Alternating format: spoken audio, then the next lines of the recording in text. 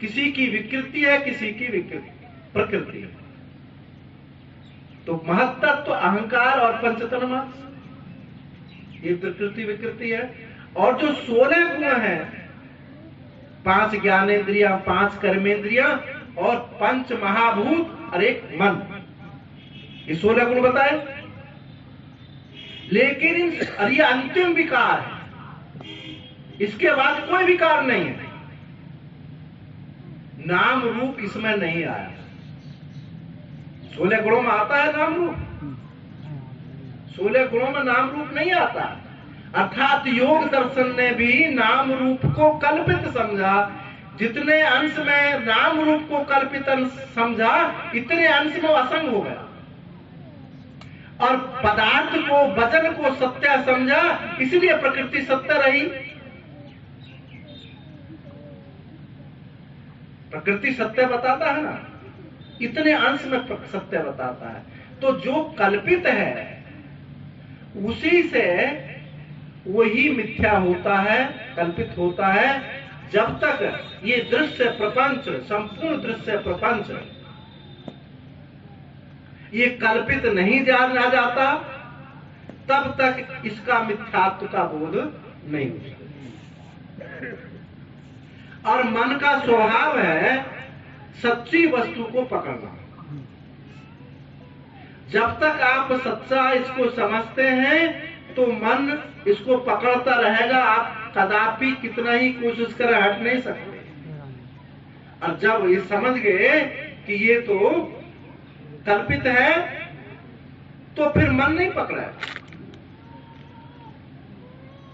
ध्यायतो विषयान पुंसः संगस्तेषु उपजायते, संगात संजायते कामः, कामात् क्रोधो विजायते, क्रोधात् भवति सम्मोहः, सम्मोहात् स्मृति विभ्रमा, स्मृति भ्रंशात् बुद्धिनाशो, बुद्धिनाशात् प्रणश्यति। तो ध्यायतो विषयान पुंसः से पहले एक कड़ी और है जो इसमें अनुश्यूत है, समझ लेना चाहिए कि विषय है। विषय सबसे पहले आपकी ये धारणा रहती कि ये है, विषय है। फिर उसका ध्यान करते हैं कि फिर उसके प्रति आसक्ति उत्पन्न होती है। यदि विषय है और ध्यान भी करते हैं आप, चलो यहां तक भी यह बात ठीक है। यदि विषय है और उसका ध्यान करते हैं, अच्छा लगता है, ये भी ठीक है, तो आप भक्त हैं। आप भक्त हैं क्योंकि ये प्रभु का बगीचा है। सिया राम मेरे प्यारे प्रभु का बगीचा है। तो ये अच्छा है, अच्छा है, ध्यान करते हैं। यहां तक ये ईश्वर सृष्टि मौजूद है, परंतु ये मुझे मिल जाए, मेरी है, यहां से जीव सृष्टि शुरू हो जाती है। तो भक्त की ईश्वर सृष्टि तो है, योगी की सृष्टि तो है, पर संगस्तेषु उपजायते ये उत्पन्न नहीं हुआ। क्योंकि नाम रूप को उसने भी कल्पित समझा, इसने भी कल्पित समझा। तो असंगता जो है, असंग हम जो रहे हैं, जब संग होता है तो किसी वस्तु को सच्ची समझ करके होता है। किसी कारणवश संग ना हो तो भले ही वो बनी रहे, आसक्ति उत्पन्न नहीं हो सकती। इसलिए जीव भूताम बहावाहो येदम धार्यते जगत, ये सबको धारण, जीव भूता ईश्वर, ये सबको धारण किए हुए हैं, असंगता से धारण किए हुए हैं। तो कल्पित अंश जब तक हम नहीं समझते हैं, तब तक इस दृश्य प्रपंच का अत्यंत अभाव नहीं होगा। अत्यंत अभाव नहीं होगा तो स्व अपने अस्तित्व का, आत्मा की अनंतता, व्यापकता का बोध भी नहीं होगा।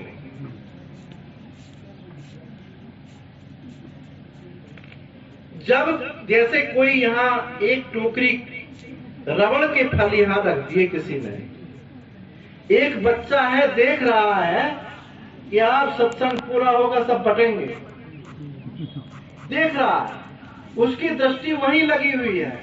और एक आप हैं वो देखी, एक बार नजर मारी और फिर देखते ही नहीं है। भाई क्यों नहीं देख रहे?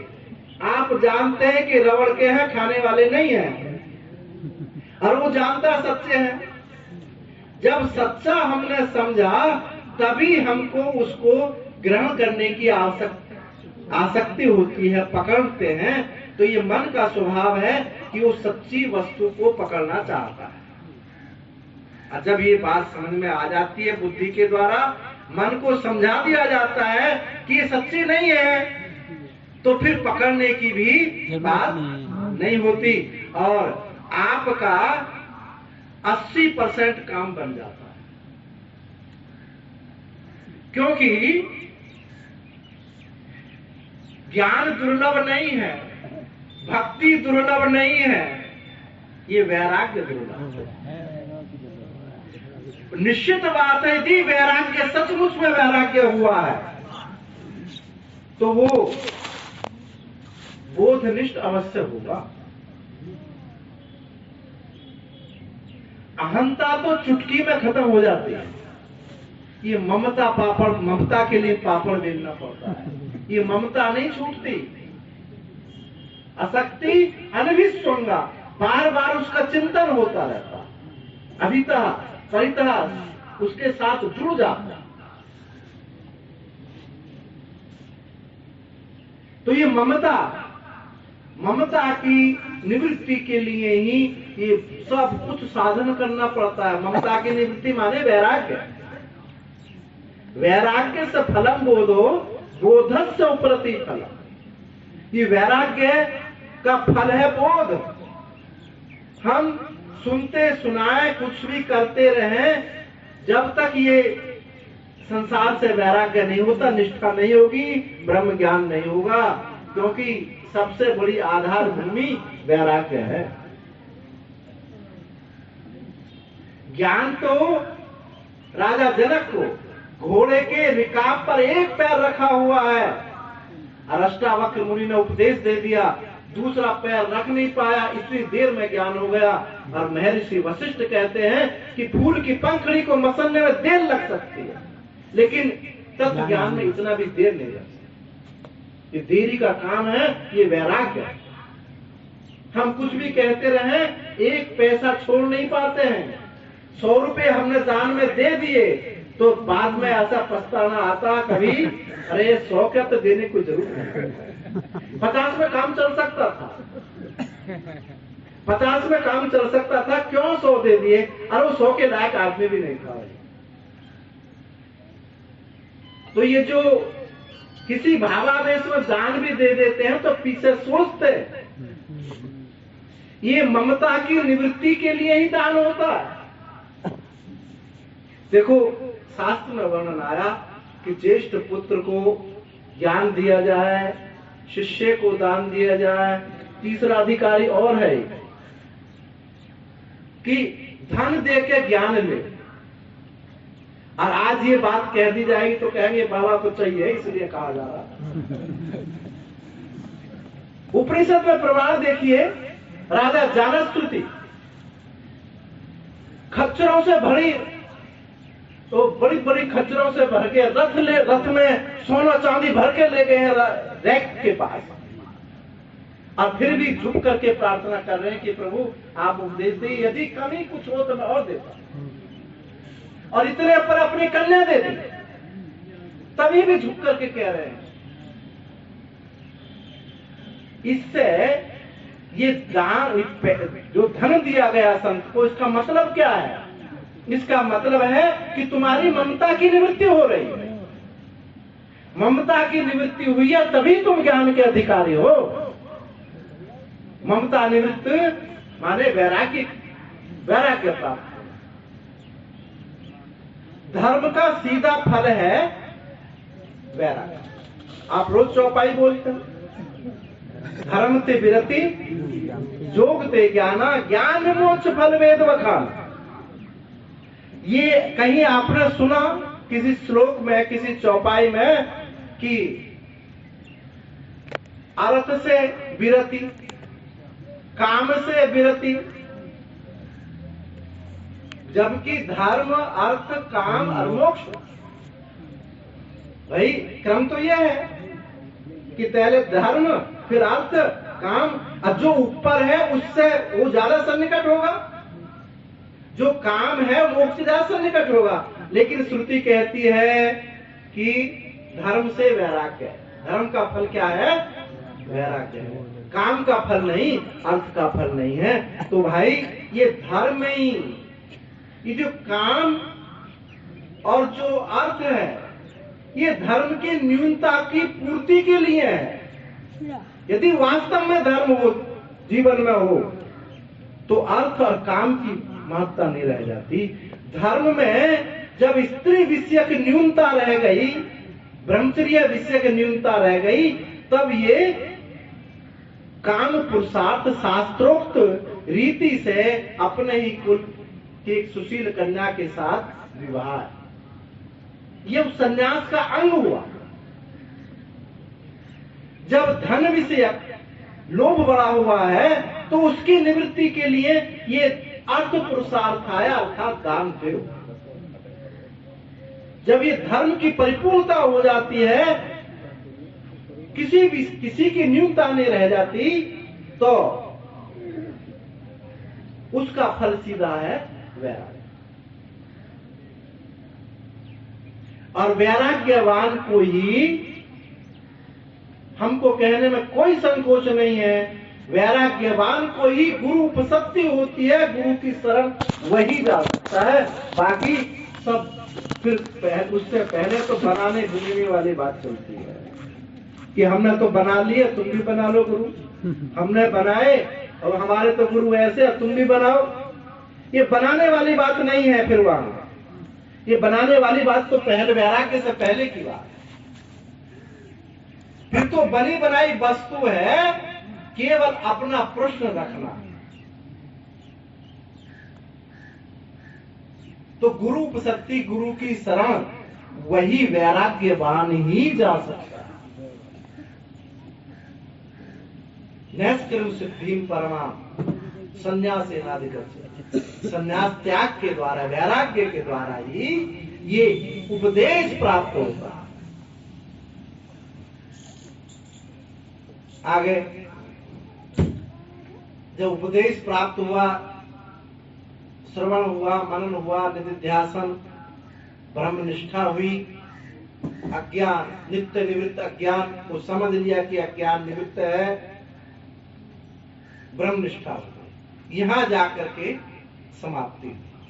तो इस विचार में, इस सत्संग में ये चार बातों का हमने जोर दिया कि जगत का भी विचार करो, अपने मैं का भी विचार करो, और जगत सृष्टा के विषय में भी विचार करो। जगत सृष्टा, जगत के विषय में यदि हम विचार नहीं करते हैं तो उतने अंश में आप कच्चे रह जाते हैं और कहीं ना कहीं फिर आप उसको पकड़ लेंगे। सम्यक विचार जो है इन चारों पर ही होता। ये तो एक विचार की प्रणाली है कि अनेक अनेक युक्ति तर्कों से उसको हम ऐसा बताते रहेंगे। और कल भी चर्चा किए थे कि जो निर्माण है, निर्माण में दो चीज हैं, गुणाधान और दोषापनयन। दोषों को हटाना और गुणों का आधान करना। जब दोष हटेंगे, हमारा चित्त रूपी दर्पण निर्मल होगा, तो उस चित्त रूपी दर्पण में उस चैतन्य का प्रकाश प्रतिबिंबित होगा। सारी देरी दूरी यही है। इसी के लिए शास्त्र में कर्म, उपासना, योग, ये सब उसी के लिए वर्णन किया जाता है। जिसको जो अनुकूल पड़ता है, जो उसका अधिकारी है। इसमें छोटे बड़े की कोई बात नहीं। ये ऐसा मत समझो कि ये ब्रह्म विचार कर रहे हैं तो बड़े हैं और हम उपासना कर रहे हैं तो छोटे, ऐसी बात नहीं है। जो चलने वाला है वो यहां से चले या वहां से चले, कोई छोटा बड़ा नहीं होता है। हमारे शास्त्रों में फल की चौर्यता बिल्कुल नहीं। एक माता गुरुवार का व्रत करती है, उसका फल भी वही शास्त्र बताता है। एक ब्रह्म विचार करता है, उसका फल भी वही बताता है। एक कृष्ण उपासना करता, उसका फल भी वही बताया जाता है। एक दान देता, उसका फल भी वही बताया जाता है। इतने सारे साधनों का फल एक।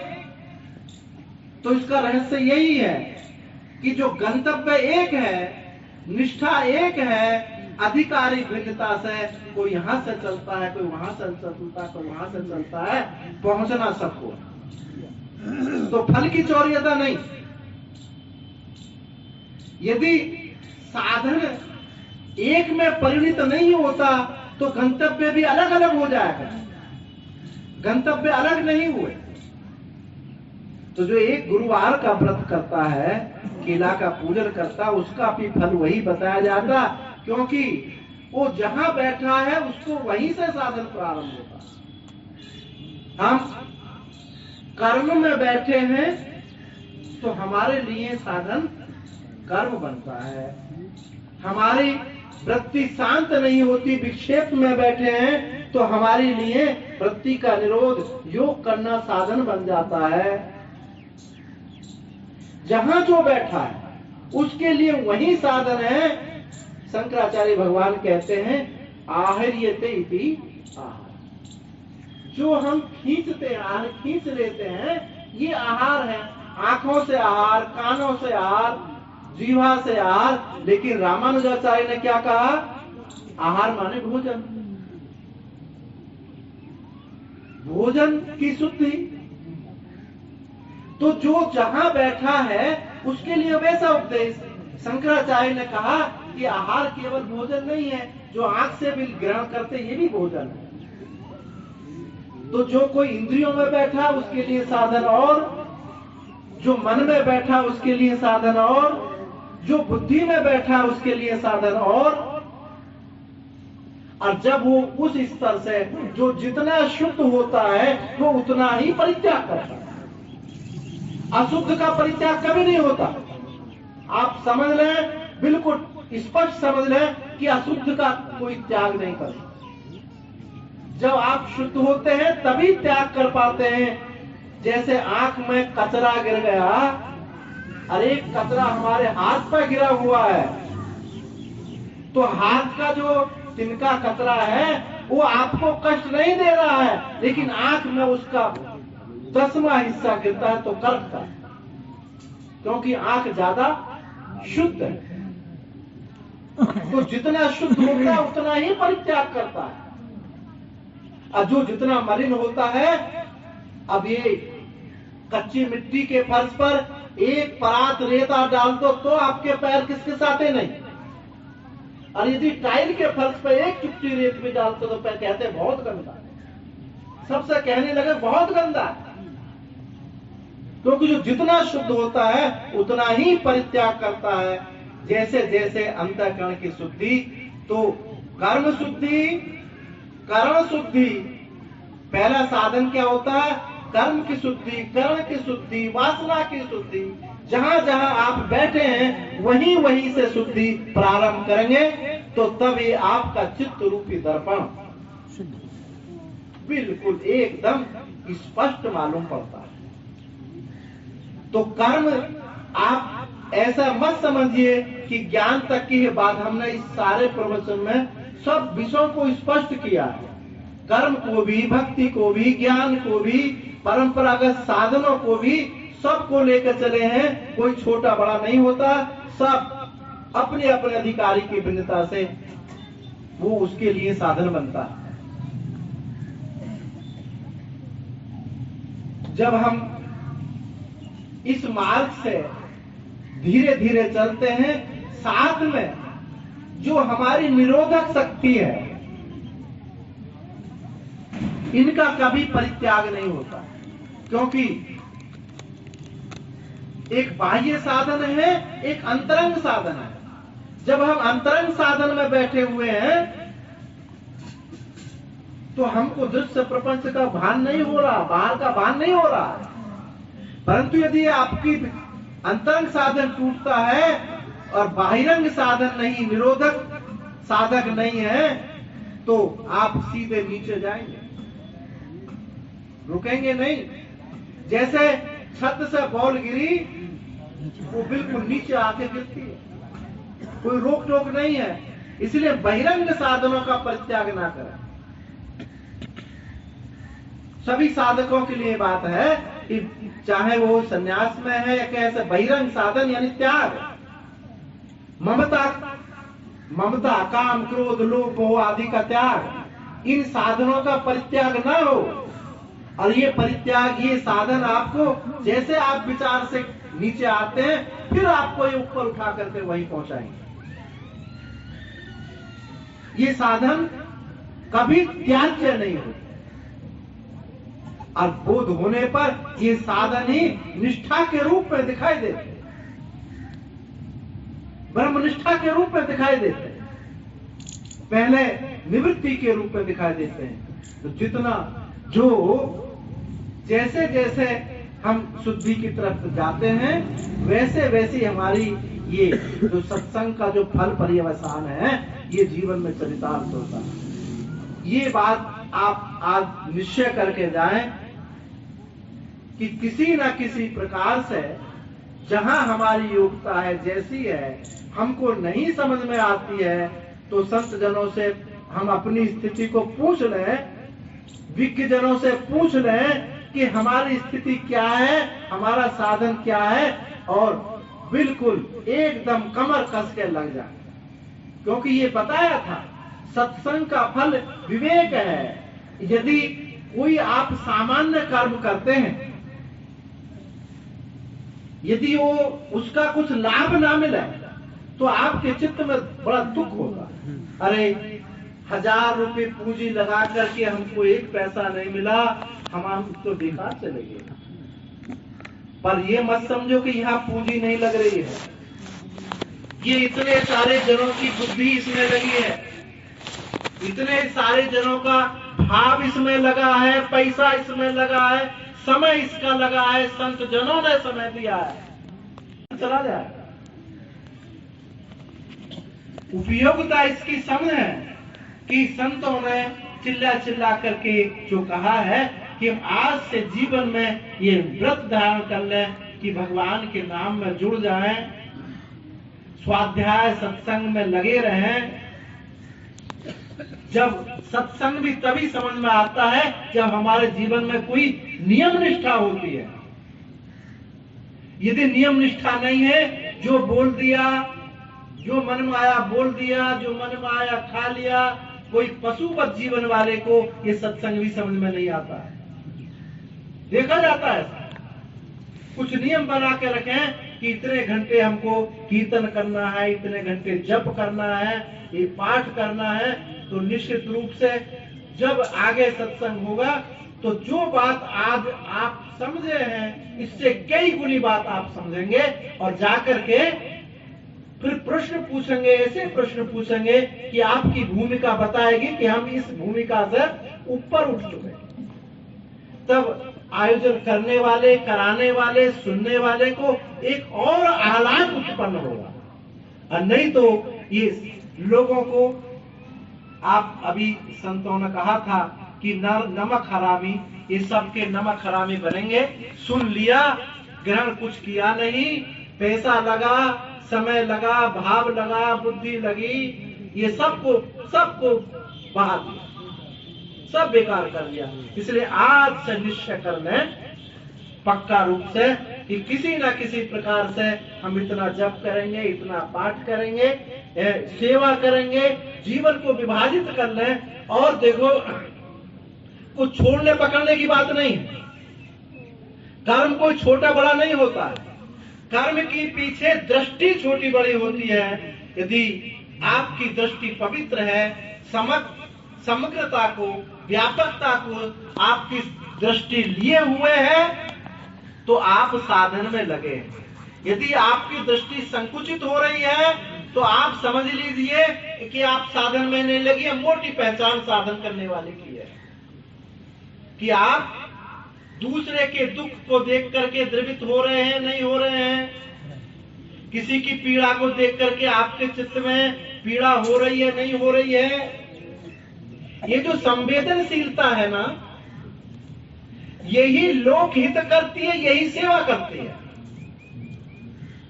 प्रज्ञा चक्षु शरणानंद जी को जो प्रथम हमारे राष्ट्रपति राजेंद्र प्रसाद जी थे, तो राष्ट्रपति कुर्सी पर उनको बिठाया गया और उनसे पूछा कि महाराज जी, हम जो सेवा करने चाहते हैं राष्ट्र वो नहीं कर पाते, हम में क्या कमी है? तो महाराज जी ने एक वाक्य में प्रवचन किया। क्या प्रवचन किया? कि संवेदनशीलता की कमी है। जब हमारे चित्त में संवेदनशीलता होगी तो सेवा होगी। और ये जो वैराग्य है ना, ये संवेदनशीलता का एक नाम है। तो संवेदनशीलता जैसे हमारे चित्त में आई, दूसरे के दुख दर्द को देखने लगे, व्यापकता को देखने लगे, तो हमारा चित्त समष्टि में फैलने लगता है। उपासना का, योग का एक ही विज्ञान है कि हमारी वृत्ति व्यापक हो जाए। अब व्यापक होने का नाम ही वैराग्य है, उसी का फल बोध है और बोध का फल निष्ठा है, उपरति है। और तो यही हम सबसे आशा रखते हैं कि सबके जीवन में साधन निष्ठ हो, साधन से प्रेम हो। नियम ही एक भगवान के नियमों, यहाँ भगवान विष्णु सहस्रनाम में कहा कि नियम भगवान का एक नाम है। ये सबके जीवन में नियम हो तो नियम से ही निष्ठा होगी। और नियम हमेशा चेतन के लिए होता है, नियम कभी नियम के लिए नहीं होता। नियम माने चेतन यानी व्यापकता के लिए होता है। यदि व्यापकता में कहीं कमी आती है तो नियम भले ही छूट जाए, लेकिन व्यापकता पर दृष्टि रहनी चाहिए। और तभी हमारे जीवन में उत्कर्ष होगा और तभी ये ब्रह्मनिष्ठा सत्संग का फल हमारे जीवन में प्राप्त होगा।